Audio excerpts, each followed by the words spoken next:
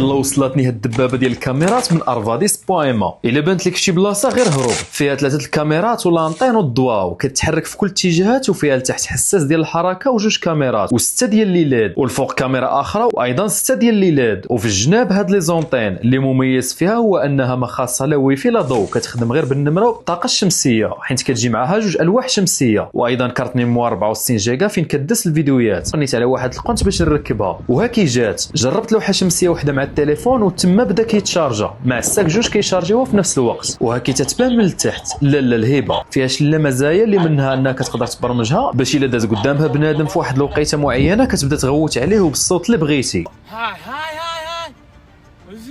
انت اي حاجه دير وكتبقى تابعه حتى كيحشم ويمشي بحالاته، والا ما حشمش فكتطلع لك اشعار باللي راه كاين شي انسان وكتقدر تهضر معاه وتسمعو ويسمعك فين ما كنتي في كوكب الارض. كتقدر ايضا تزومي حتى ل 10 المرات وكتشوف بالليل. وباش ما كتضيعش الكونيكسيون والميموار كتبرمجها تسجل غير اللقطات اللي كتشد فيهم بنادم وكتقدر ترجع ليهم وقت ما بغيتي. اللي مزيان فيها هو تقنيه الذكاء الصناعي باش كتعرف على بنادم، وحتى الا شي حاجه تحركت من بلاصتها انت ما بغيتيهاش تحرك، الموقع في اول تعليق.